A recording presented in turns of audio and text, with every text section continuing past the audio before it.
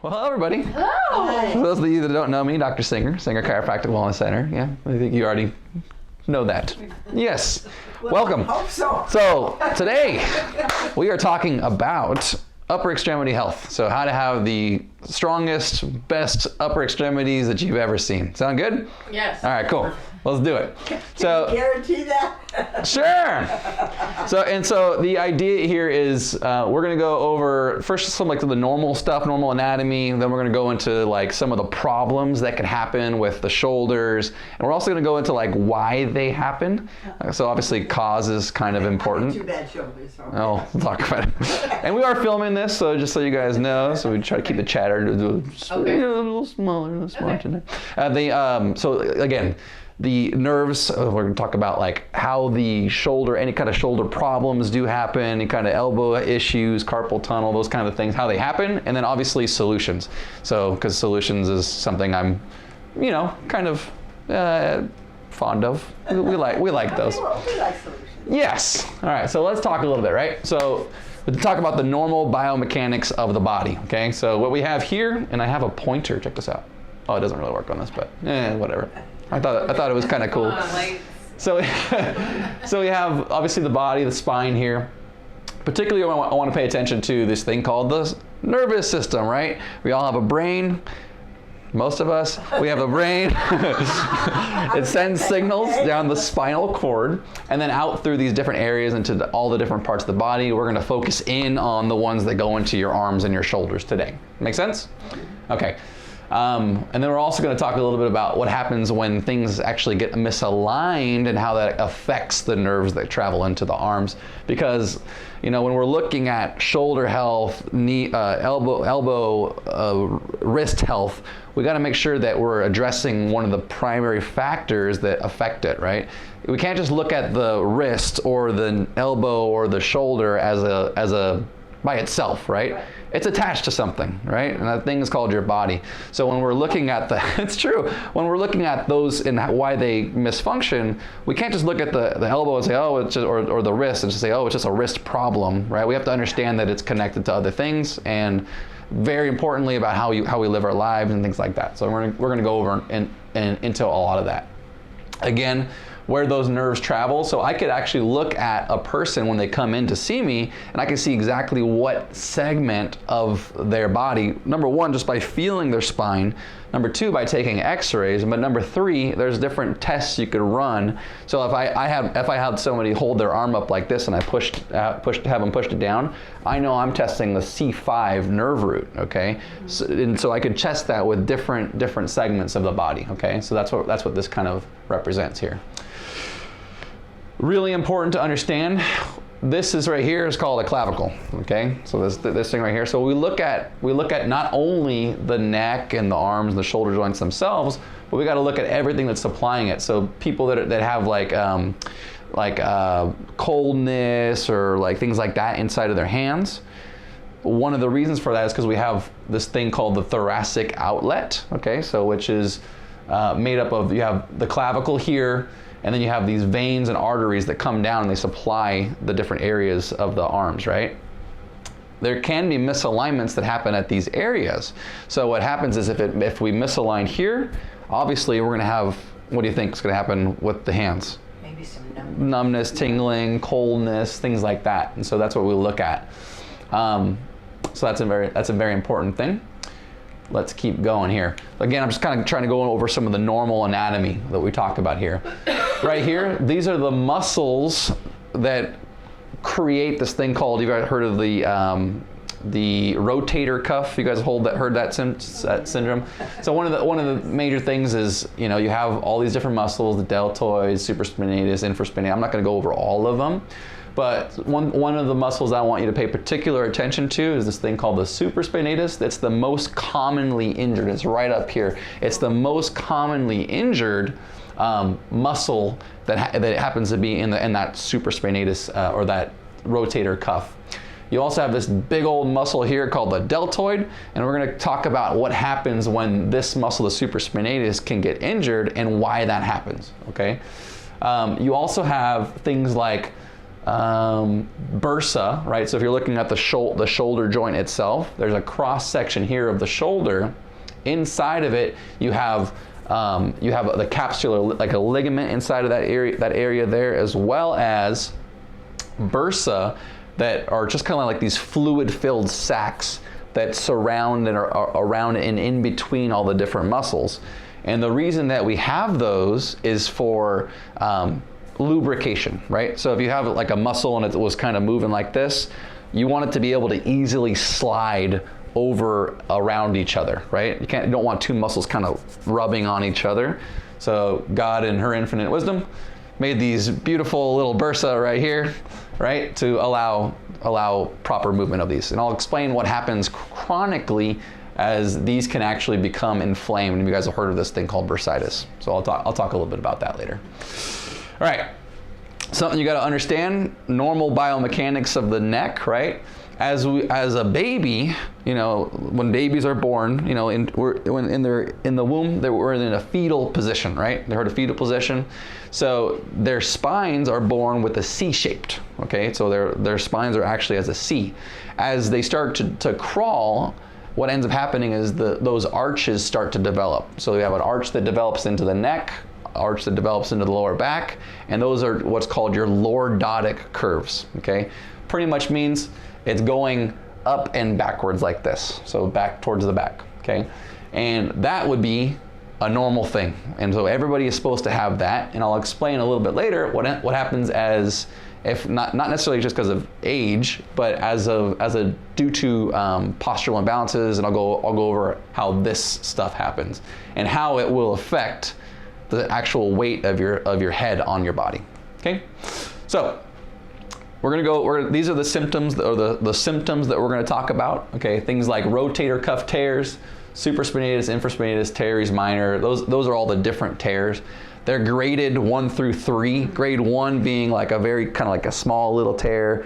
2 is like a bigger one, and grade 3 is just like a complete severance, right? Most of the ones that if somebody came in with a grade 3, it's not really something I would deal with. That's more of like a surgical kind of thing. So grades 1 and 2 are more the ones that we work with in here. Labrum tears. So what happens is those little labrums that we were talking about, they can get little tears on them, and we'll explain why those happen. Shoulder osteoarthritis. We'll explain a lot about why those happen too, but pretty much if there's degeneration in the joint. Okay, so if you're looking at your shoulder, it's a degenerative process that can happen. Lateral medial epicondylitis. Anytime we're seeing this term itis, just understand it's inflammation of.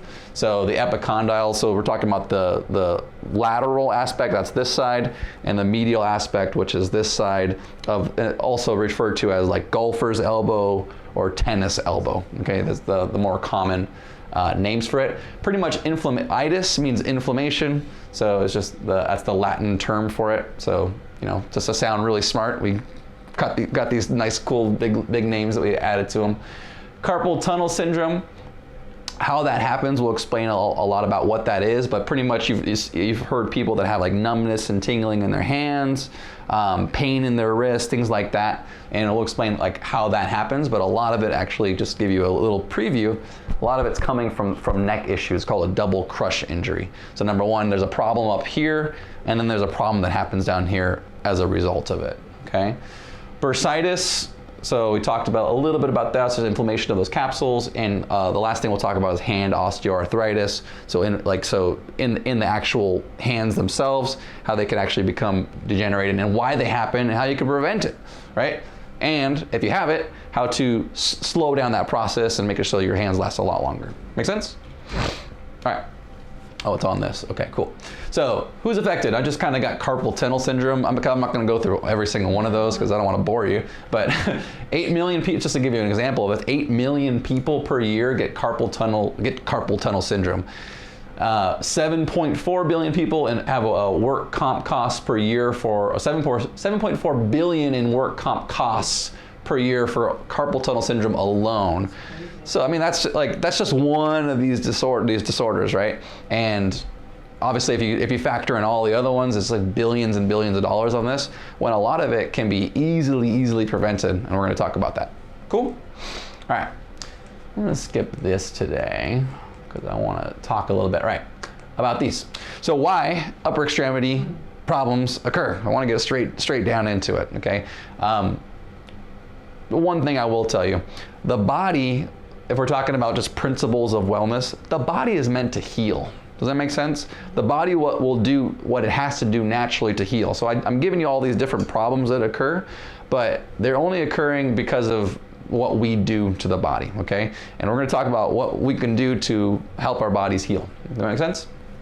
All right, traumas. So why upper extremity problems occur? Traumas, so there are 3 T's, okay? We call them the 3 T's. They also are the main causes of subluxations of the body, and we'll go into that.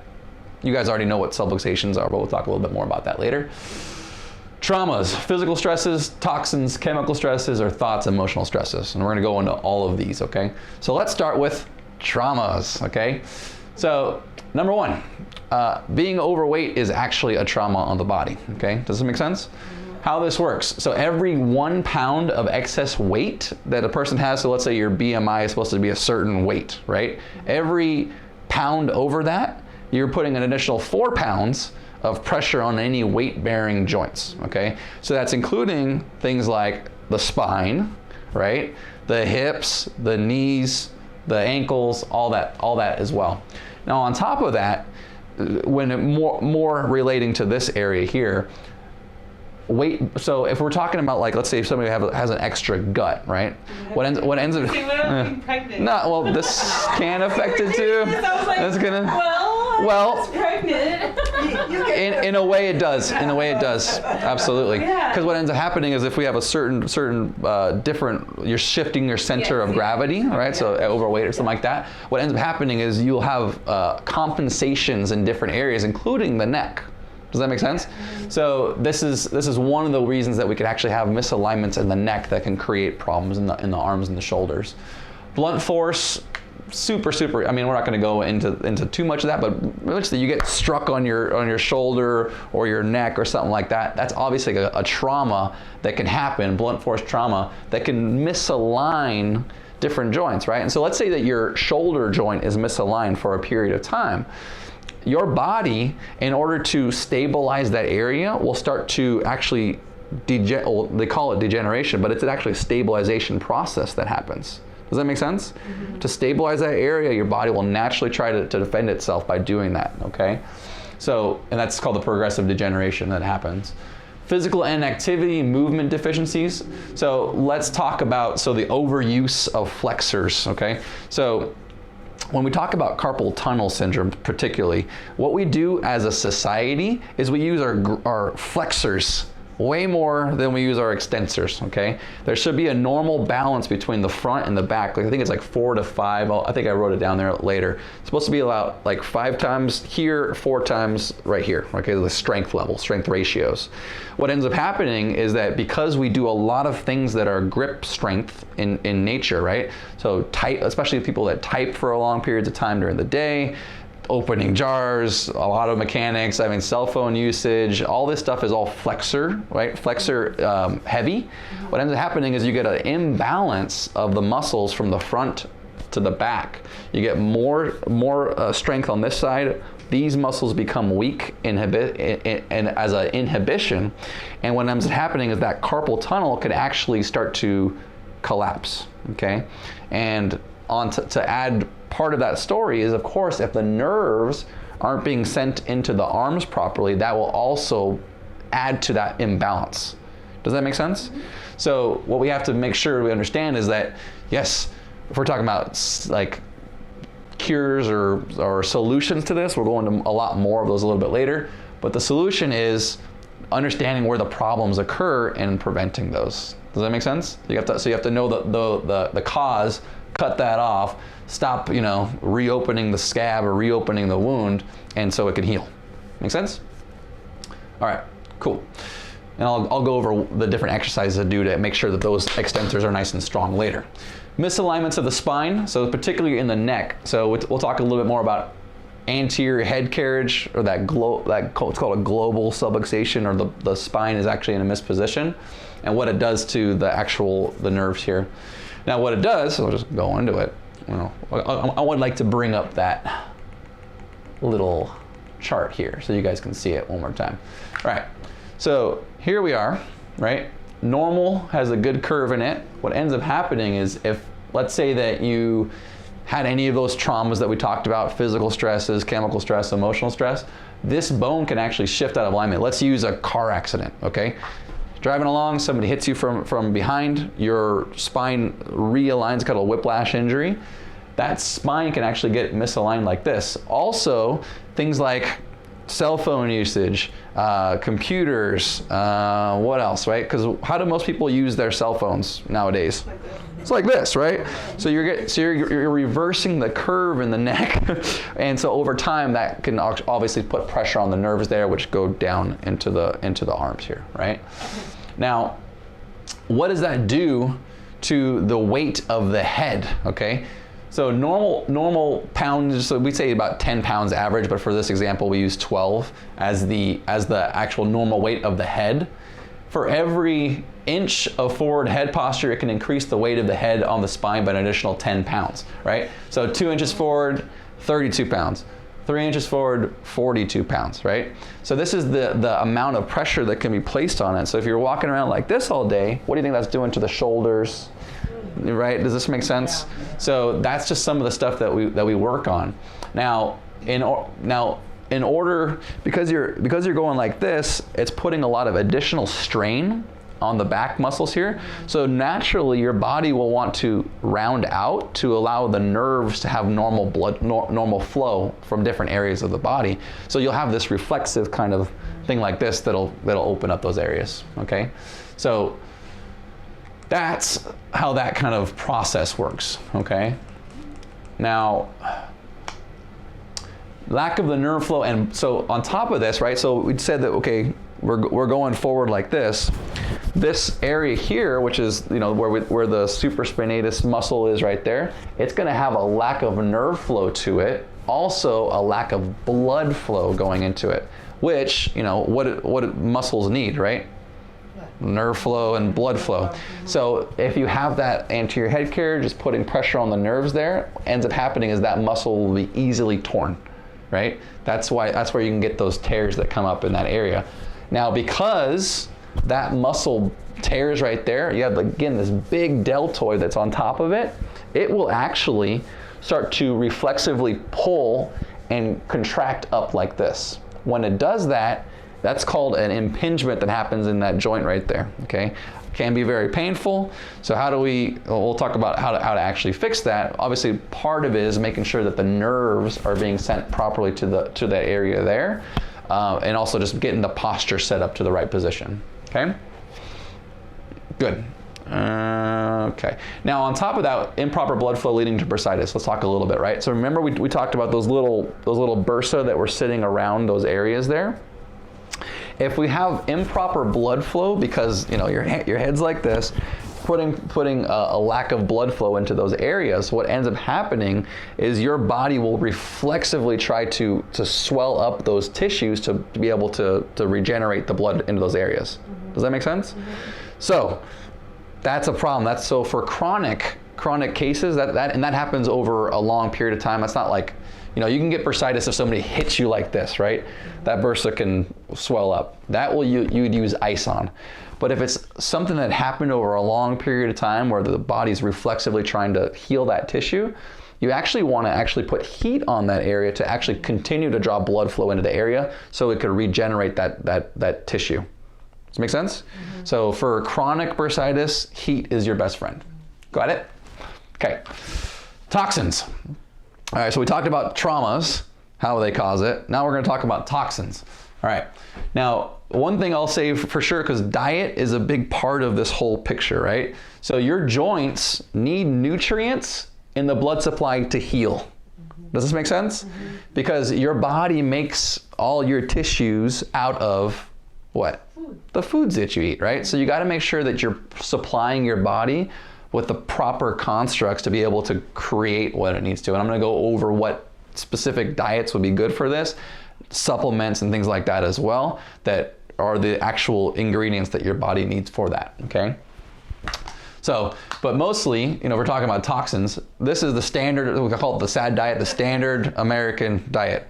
This is what most people are consuming, right? So excess sugars, high trans fat foods.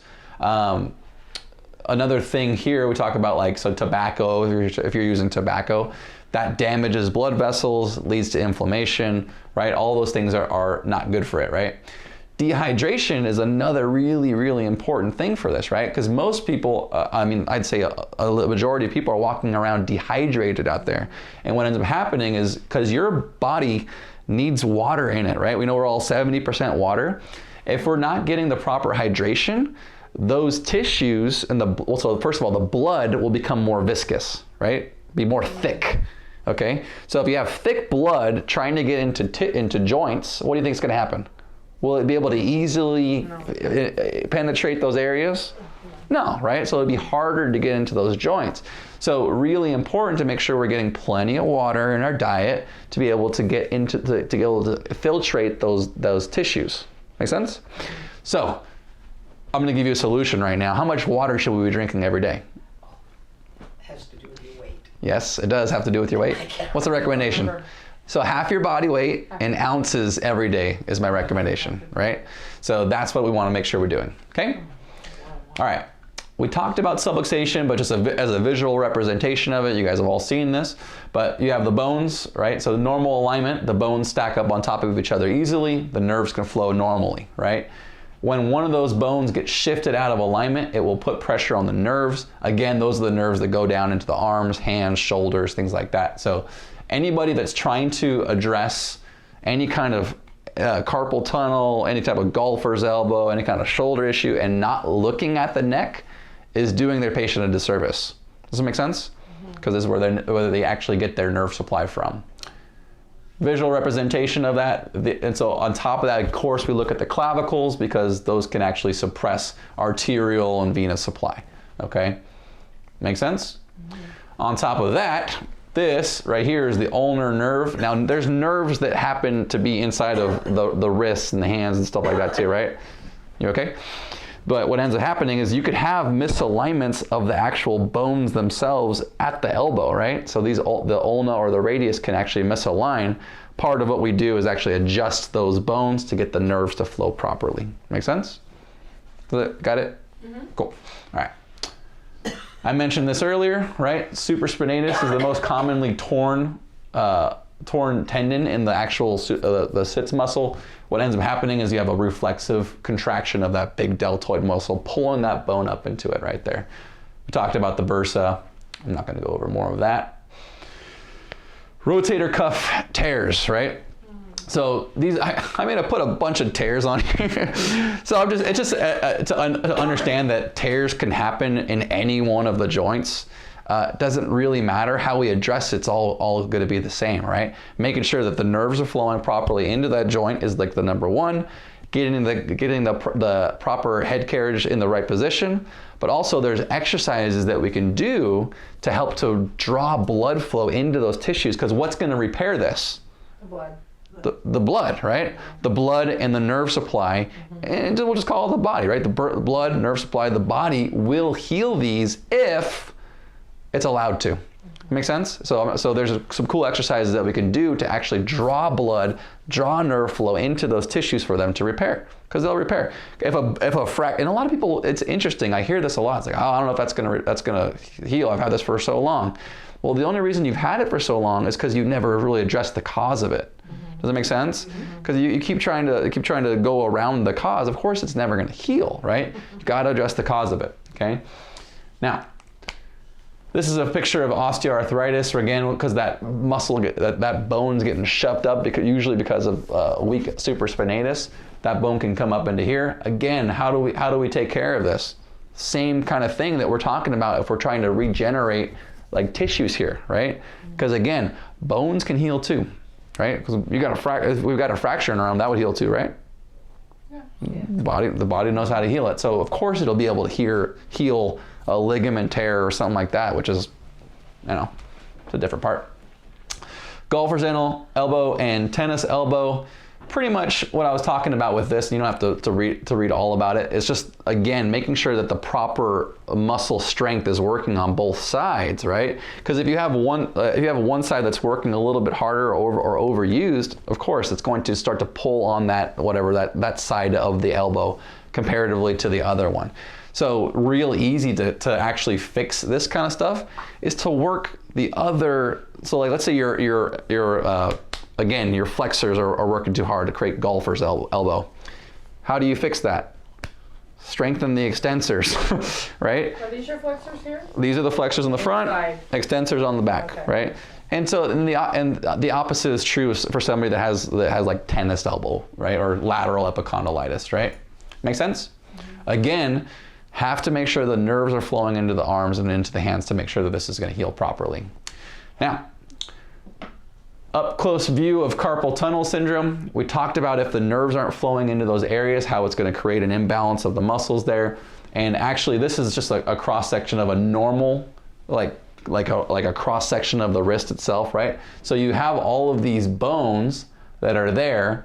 If those bones if these muscles become weak on the external side, those bones can actually misplace, and because there's nerves in that tunnel there, that's when it's going to get pinched or injured, right? Now, osteoarthritis of the joints in the hands. Again, nerve flow is important for this, but if you have misalignments of any of these joints in the hands, right? So I could have somebody come in, part of the assessments that we do for this, right? We'll look at somebody and we'll look at their hands, right? And the hands, all the joints should be kind of like going. No, we'll talk about. No, we'll talk about it. So all of the joints should be lined up normally, right, forward. Now, I'm just looking at mine right now. What I could actually see is that some of them can actually be either turned in or turned out slightly, okay? So how do we fix that? We'll actually get on those joints, rotate them into the normal position, and actually do an adjustment. I just did it right now. You actually do an adjustment into that position. Over time, that can actually put these back into normal place. That's for somebody that is, number one, we're trying to stop the progression. If it's already there, the same rules can apply, right? So we can look at those and do those adjustments on those to make sure that they do not continue to degenerate. Does this make sense? Mm-hmm. All right, so we can keep them healthy, right? Fingers. Yeah, we could absolutely do that. On top of that, what it'll end up doing is it'll actually start to open up the little spaces between the bones. Again, do you think these joints need water too? Mm-hmm. Yeah. Sure. Do you think they need they need to be have a healthy blood supply? Yeah, of course, right? Healthy nerve supply, needs all of that kind of stuff, right? So that's how we're going to make sure that we keep our hands nice and healthy, okay? So again, what does it come down to?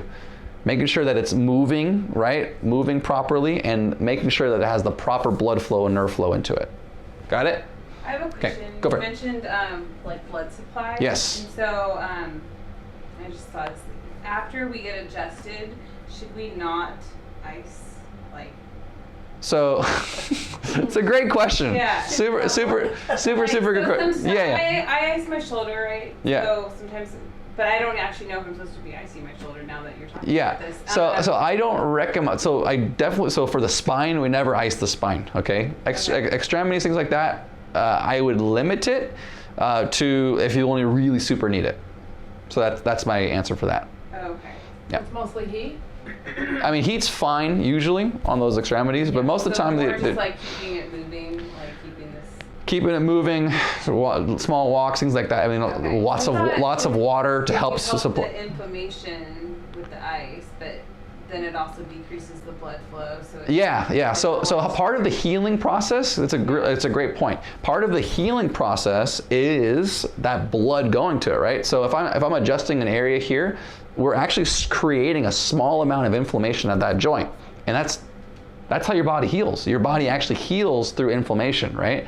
So if you, and obviously not, we don't want it to be where it's like total whole body inflammation. That's a whole different thing. But if you're just trying to heal a joint, normally the body will send blood flow into that area to heal it up. That's just how it heals.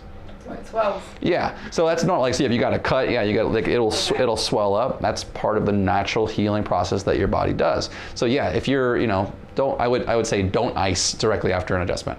That's my only if you iced before. only if you suit like if you. No, I didn't. I guess fine. I just thought that Yeah. that's what. It's fine. Only if you really need it. Okay. Only if you feel like you're absolutely like it's like it's I really need to ice it. Then yeah. I see. Then I would say ice it. That's fine. But it might be just like I overdoing I the thought inflammation. was helping it. Oh, okay. So I wouldn't do that. Yeah. All right. Got that? Okay. Oh, I need to use this thing because it's on. All right, simple solutions, okay? Let's get, this is gonna become a little bit more interactive, it's gonna be fun. So adjustments and realignment to allow proper biomechanics and nerve flow. We talked about that, I'll show you, we'll go into a little bit more of that. Exercises to rebuild the normal biomechanic and strength. We'll talk more about that right now.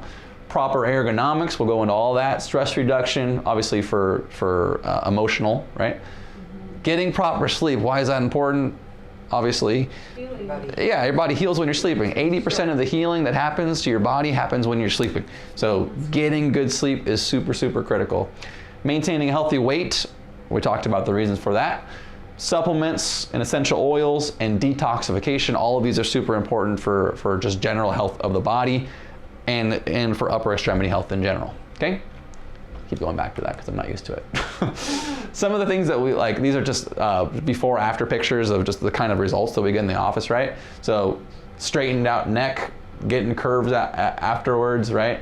So, I mean, we just kind of go into it, right? If somebody came in and their spine was like this, of course, what do you think is going to be, what's going to be happening to those nerves in these areas?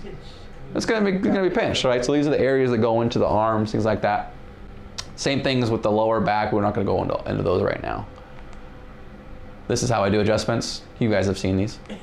All right, so let's talk.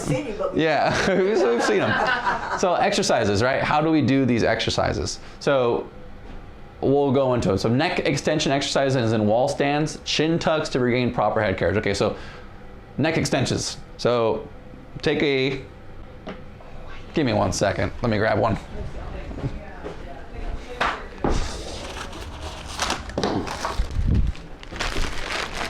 Okay. Here. So you guys all seen these. But these are super important, right? So if I was going to use this, if let's say I had an anterior head carriage, or if I have a reverse curve in my neck, okay? To regenerate the curve in the neck, super, super easy to start with. This is a traction device. You take this, place it on the base of your neck like this. You'll slightly pull down, maybe about a pound of pressure. After that, then you're gonna look up with your chin, not with your whole head. I don't want you doing any of that kind of stuff. It just be your chin going up like that. So the recommendation for this, you want to get up to between 100 to 200 a day. Takes 5 to 10 minutes. Not a long time, okay? But what that's doing is helping to rebuild the proper curvature into the neck. Wall stands, chin tucks. Okay, so this is a fun one. So this one requires a wall to use. That's why it's called a wall stand. Your legs, put it against the wall. Take your pelvis, push it up against the wall. I'm not going to do it because I don't want to turn off the lights.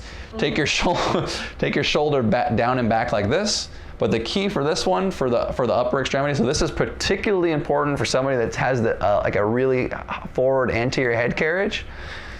Doing this, and I'm going to show you this way, then I'll show you this turn side so you can see it. You're going to take your chin and tuck it back, like, and you're trying to push the wall as far away from you as possible. Again, just literally try to knock it over. So if I was going to do it sideways, right? So I'm going to exaggerate this. You can see it this way. This is called the chin tuck, right? So arms down and back, chin back, okay? 2 minutes, twice a day is the recommendation for this one, okay? And you can do it more, it's not gonna hurt you, right? So the more, and so what are we doing here? We're training our posture, right? If we get that posture in place, the nerves are gonna start being sent a lot better, okay? T's, Y's, M's. This is where we can, you wanna get up? Let's try this one out, guys. This is a fun one. T's, Y's, M's. So give yourself some space, gonna spread out here. Yeah, there you go, spread out. And then if you could stand right over here so you're not blocking the camera there. All right, cool. Yeah, it's on, yeah, you're good there. All right, so, okay, so you're gonna take your hands like this. So this is called the T. You're gonna take it, you're gonna bring it back like this, okay? And you should feel these muscles, which are called your rhomboids, activating, okay? So right there, so you guys can see them, it's these muscles right here. So Like, those, you wanna, those like, Oh, like it's almost squeeze them kinda together like like in on a yoga chart. class. yeah, yeah. So you're gonna bring it back like this, and you're gonna hold that, and your ideal for this one is 30 seconds to a minute if you can. If you can do 2 minutes, great, whatever, Wow. right? And really important for this, guys, when you do it, you wanna do the chin tuck at the same time, right? There you go, there you got it. Chin tuck. Do the double chin. Right there. Yeah, you're giving yourself a double chin. And you can do it sitting, that's fine. You can do it sitting, standing, doesn't matter. And so you want to go, there we go. That's like that. Feel it? Yep. And it should be activating right there. That's called the T. Oh, okay. That's the T. And usually you'll feel pretty good after doing it, like it just naturally. And this actually is good for your brain too. Doing this position, it's a power posture, okay? It actually will boost testosterone, boost a lot of cool things in your body, and get you feeling really good. Okay? Yes, women have testosterone too. All right. Do we want to boost it? Yeah. Well, not too much. Just me. Your body will naturally take care of it. So that's the T. Yeah. The next one is the Y. Oh, stay here. Well, you don't have to if you don't want to. Okay. But if you want to, why not? Yeah. The Y. This is called the Y. Why is it called the Y? It looks like a line. Doing a Y. You're spelling out the letter. So T-Y, and the next one's gonna be M. When you do this, do you want to make sure you're not sticking out your... Yeah. Okay. So that's a good point. So- Keeping your pelvis nice and normally positioned, right? So there we go. And again, chin tuck. Chin tuck when you're doing it. Got it. Got it. So T's, Y's, and the last one is the M. Again. And so I have them here, the T, the Y, and the M, right? So that's it. Perfect. I also like shoulder mobility exercises, okay? How do we do these ones, okay? Take your hands out like this, point your thumbs toward the front, and then just do small circles. Small circles, what is this gonna do? Open up the space. It's going to open up the space. It's going to help the posture in the back, but it's also going to draw blood flow into the actual tissues here, right? So if you have tears and things like that, it's going to draw blood flow into those areas. So just real simple. You can do it forward, and then you can do it backwards. These are really good also for before you start like an exercise or Go something like that. backwards, you change the... Yeah, you change it so you go point whichever backwards. way- Yeah. So if you're going forward, point forward. If you're going backwards, point backwards. Wow. Good question. Really feel it. Yeah, feels good, right? Too. Yeah, and It's a little what? painful. Yeah, and what is this doing? It's drawing blood flow into the areas, and it's activating musculature, right? The last shoulder exercise, you're gonna take your hand here. You're actually gonna place it on your temples. Okay, so again, you want to do this kind of. I'll show you like that. See it? Okay. Take your hands here, and your job is to try to get your elbows to touch. There you go. Doing it. Nice. You guys actually are doing really good. Bell's class. Yeah, it's beautiful. So the idea behind this, you want to do this maybe like a minute or so. Doesn't matter, 30 times back and forth, whatever. The idea is you're opening and the scapula and getting the whole shoulder warmed up, right? It's a good exercise to do daily for just general shoulder health. Got it? Okay. Okay, now if you have a tear of any of these muscles, if you have osteoarthritis of any of these muscles, we want to start actually opening up and opening that area there. So if you have a big meaty arm, so we're going to be using weights to do this, okay? And I'll just explain how we do it. So if you have a big meaty arm, you want to use a bigger, like kind of kettlebell kind of thing, right? If you have a smaller arm, you want to use up to maybe 5-10 pounds. But the idea is you want to get it to where you feel a separation in the actual shoulder joint itself. You'll actually feel a separation. So you'll take those weights, you'll rotate backwards like this, and then it's real simple. You're just going in what's called a cross crawl pattern. You're taking your hands and you're going number 1 to the front of your stomach, number 2 to the back of your butt, like that. And so it's back and forth, making sure your head's in a nice neutral position. And what is that doing? It's opening up the joints of the shoulders, drawing blood flow into them. So again, for osteoarthritis or any kind of tears in those areas, it'll help it out. Okay, and perfect, cool. So you should have weights.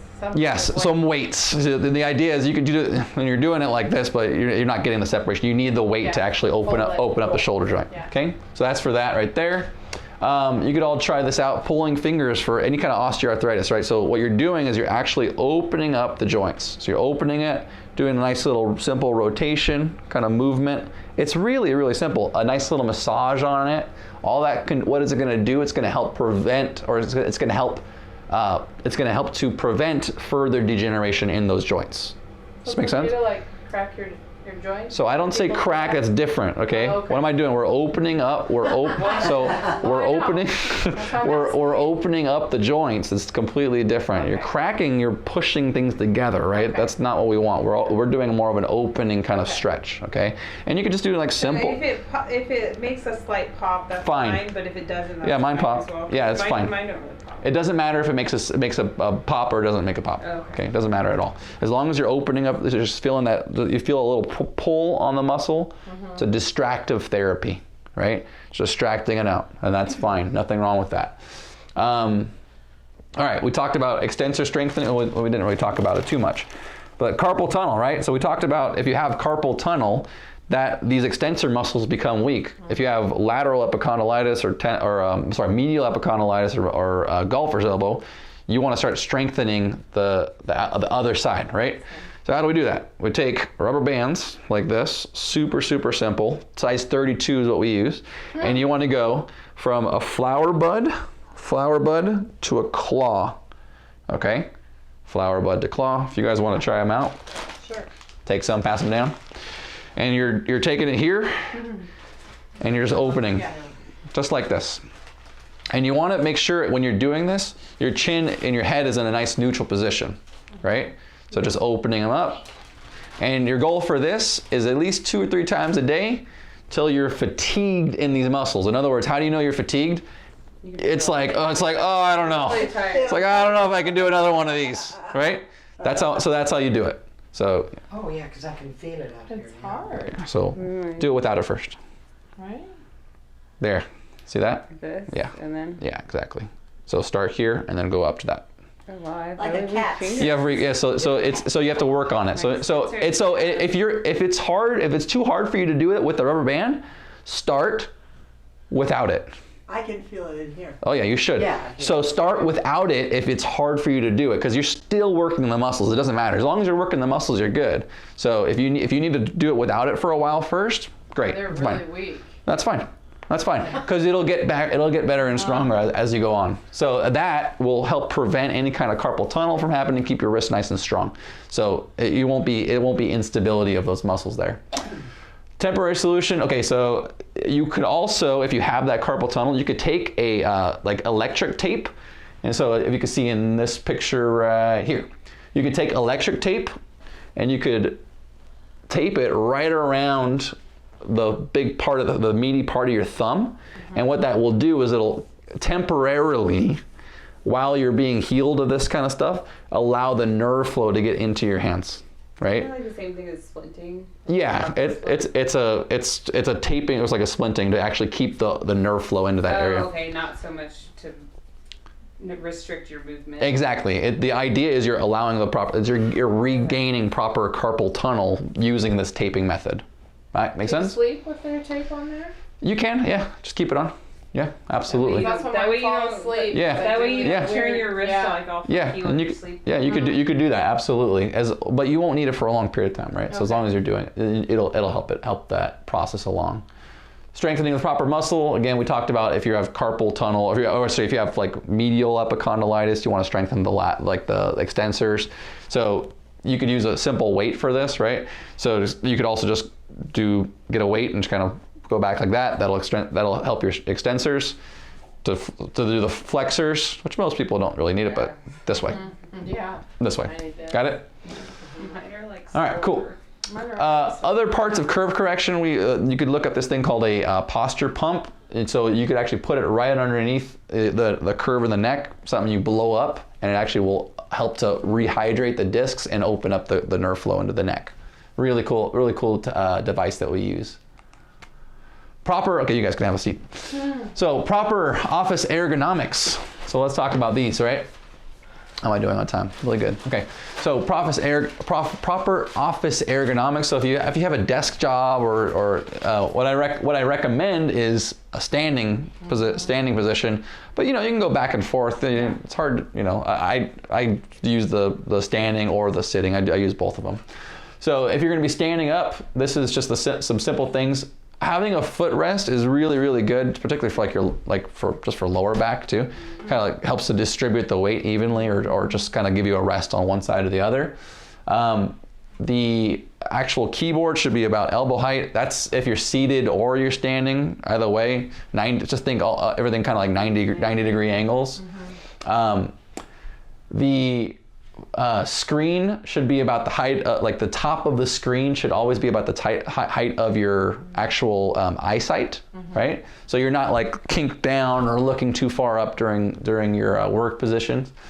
Those are like the keys that I want to make sure you understand. If you are seating, we might as well just talk about it real quick. Having the proper, you could actually have some lumbar support, and where you're supposed to place it. So if you take your elbows to your side, the lumbar support should be right about where your elbows are on the side of your body. A lot of people have them too low, and that doesn't really provide the proper support. But if you have it right there where it is, it actually induces the proper curvature into your lower back, which is really healthy for you. Also, you could do it have a Bosa ball or just like a general ball you can sit on. And the reason for that, and this isn't a lower back health, but it's just good for overall posture. Because if your back's seated properly, your neck will naturally kind of be in a good position. So having things like a balance, I didn't put the balance cushions, a balance cushion, or just like a ball to actually help to keep your hips moving while you're seated. It's very good. Sleep position, super, super important if we're talking about ergonomics, right? So most people, so ideally so if we're going to use, we'll talk about how to sleep on your side versus on your back. Ideally, you want to be a side sleeper. That's they've found that there's been studies on it. Side sleeping is actually the best. So if we're going to sleep on our side, generally we want to ideally sleep on side with right side up and left side on the mattress. They've figured that out. If you sleep like that, your stomach is in a better position, so it's less indigestion, things like that. Interesting. And it's better lymphatic flow. So that's what they've discovered on that one. So you can see the pictures of if you're sleeping with the right side versus the left side, right? Where the gastric juices are and where they flow. I don't sleep at all like that. Yeah.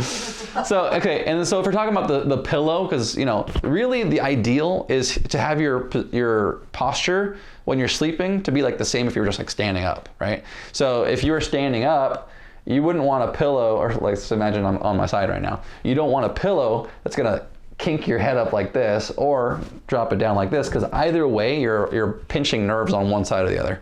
Does that make sense? So you want to have a nice neutral posture. So how do you figure this out?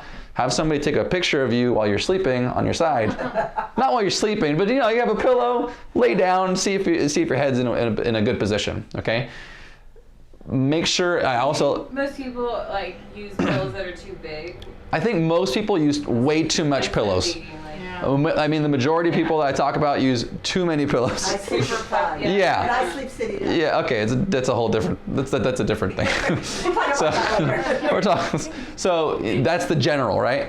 And then I like to have a pillow between your legs, because why is that, right? So if you don't have a pillow between your legs, your hips will collapse and you kind of roll like this, and you're kind of twisting your spine while you're sleeping. So pillow between your legs. If you feel like you kick it out, you can literally tape it if you want. But they also sell some that strap to your body, and that's kind of interesting. But if you can keep it there, I usually by the end of the night that will slide out. But at least most of the night you're sleeping in a good position. If you're on your back, same rule, right? So we don't want a big pillow that's going to be kicking you like this, which is what it will do to the nerves here. It's going to affect the nerves that are going into the arms. So making sure that you have a pillow that's just barely kind of giving you a nice support underneath your neck, and not propping you all the way up, and not to where you have no support where you're like this all night. You want to find the nice neutral ground. And again, this isn't a one size fits all for everybody. It's all a little bit tailored. But they do sell chiropractic pillows, which I found not to be that comfortable. What I like to do is either like a feather pillow or like something that's more pliable that will support underneath the neck, but not too much on top. So, but I can't do those ones with the holes in them. I've tried them. They don't. Have you seen these? No. They have pillows that have like holes in the middle of the head. I can't get comfortable on them, so I don't recommend those. But you know, if you could use those ones and be comfortable sleeping on it, I recommend that if you can. If not, then like just a moldable, pliable pillow, like a medium firmness, is a good one. Neck pillow. Huh? I have a neck pillow. And you sleep on it, so But that's fine if you're on your back with it. That's pretty on fine. my back. Yeah, cool. Sitting up. Perfect. Again, so what simple things to eat, right? Because of course the blood flow is super important with all this, right? So half your body weight in ounces of water. We always start with that because that's a big part of diet, right?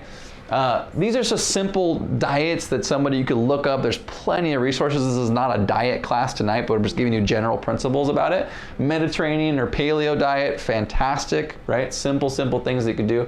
Paleolithic is pretty much like what our cavemen ancestors ate, right?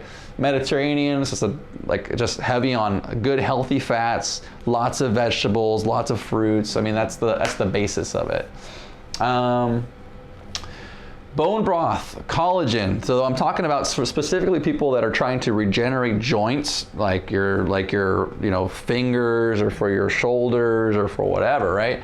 So proper like bone broth is heavy nutrient rich that has a lot of building blocks and for your cartilage and for your bones and for your joints. So that's why I recommend using a good bone broth on a regular basis if you could do it. What do you put it in? I have some and then I keep forgetting to use it, and it's like a chicken bone broth.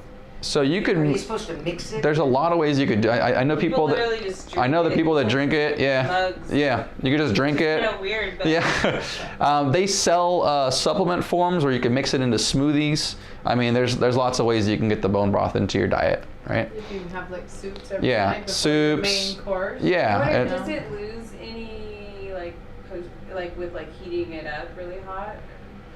I don't think so, because I think with It was those, probably already. because you have to kind of boil it to be able to get those constituents out of it. So I don't think heating it up would make a difference. Okay. Same with collagen. Those are just general for your joints and supplements like that. An anti-inflammatory diet also, just like if you're dealing with someone with like a lot of inflammation in the system, anti-inflammatory diet's really good. High potassium foods. This is just that's like a general kind of thing. Probiotic rich foods. These are, if you guys are familiar with probiotic rich foods, things like any fermented vegetables or fruits. Always want to do as much of this as organic as possible. Apple cider vinegar, high in potassium, alkalizing, also helps the microbiome, which is just your normal flora in your body. Dark chocolate, juicing, these are all just general. What is white tea? White tea is just a type of tea. It's an herbal tea.